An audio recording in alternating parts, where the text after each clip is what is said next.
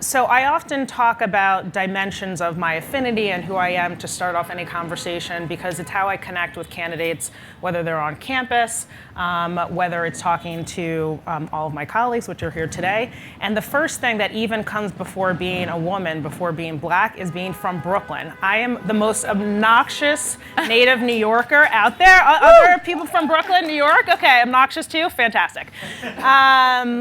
And so Brooklyn is always the first aspect of an affinity that I go to. And like I said, also I'm black, I'm Dominican, I'm a mom of 2 kids. This is a picture of me and, I say, my 3 boys. I don't think my husband would appreciate that, but I say it anyway because he's not here. On Martha's Vineyard this summer where I love to spend time.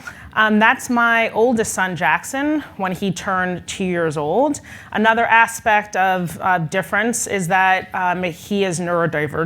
He has speech and language delays. He was diagnosed with autism when he was 2. So a lot of what happens in my life is incredibly personal. I don't just do the work that I love for me. I do it for the opportunity set for Jackson. So I talked about tried and true principles at Goldman. We are celebrating our 150th anniversary, but 2 things that have always stayed true to us is that as part of us being able to recruit talent in the firm is thinking about 2 things. Trust, which is imaged here, and also thinking about not just trust within the journey, but also in the candidate experience. How do we convince people that they can trust us with their careers? How, from the first time they look at our website, all the way through the recruiting cycle, through interviews, through talking to people within our affinity networks, through talking to hiring managers, to meeting for people for coffee outside of the interview process, how do we make sure that they're having a good experience that hits on some of those principles we hear here, which is honesty and listening?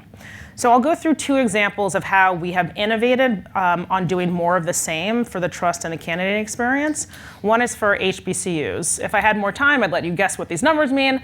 But on the top, 1837, that is when the first HBCU, historically black college, was founded, Lincoln University.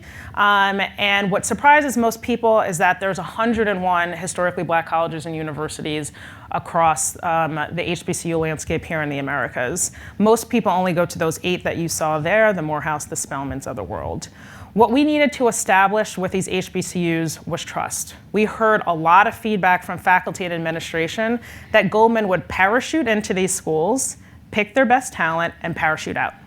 We weren't investing in the talent. We weren't investing in what we heard about the curriculum. We weren't investing in relationships with dean and administration. And we certainly, out of only talking to 8 HBCUs, weren't investing in the wide HBCU landscape. So now what we've done more is we've gone onto campus more. We've been meeting with faculty. We've been going to fairs. You see one here is at Florida A&M was on the left. We have also decided to put on an annual HBCU Leadership Summit. We're the first company of its kind to ever bring only students from HBCUs onto our headquarters. We started that about 3 years ago. You can see our former CEO, Lloyd Blankfein, at table 12 there in the back. And through that, we've developed this trust.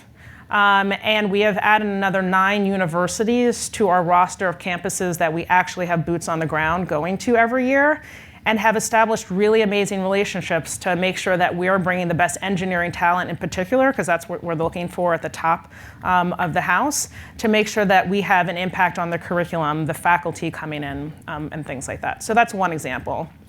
The second, I touched on neurodiversity, very important to how I think about the opportunity set for my older son and for the population at large, 1% at least of the American population. 30% of neurodivergent individuals have higher above average EQs, amazing attention to detail, can see things that the average person cannot see in their work. However, when you look at the statistics, about 80% are either not employed at all, that's about 50 to 60%, and the remaining 20 are underemployed. So meaning not maximizing their skill set, considering the broad range of intellect and skills that come through people who sit on the neurodivergent spectrum. So why is that? When you think about this population in particular, you wonder, okay, well, maybe it's a matter of that they're not getting the skills in undergrad, that there's not enough colleges that are focused on this particular affinity. There's the African American houses, there's women's clubs, there's all of that, but are there enough things that are being done in the university setting. Sometimes that can be the answer, but really it's the interview process. So talking about that candidate experience, like I said, aside from building trust, also thinking about the candidate experience from the moment that you set foot into Goldman Sachs. This is how a traditional interview is. You have two people sitting across from each other. You talk about, oh, the person is connecting, with their eyes. They're not using a lot of hand gestures. They're paying close attention to what I'm saying. They're not distractible. These are not the tenets of most neurodivergent individuals. And so what you heard was a lot of the feedback from people who were interviewing this population. They weren't a culture fit. How many people hear about this concept of culture fit as part of interview? We need to get rid of that language completely. I don't even know what that means. So we were hearing a lot of that feedback. Well, they weren't a fit. They seemed distractible. They weren't paying attention. A lot of their answers were one words. So we said we're going to throw out this complete interview process for anybody that self-identifies as neurodiverse out the window.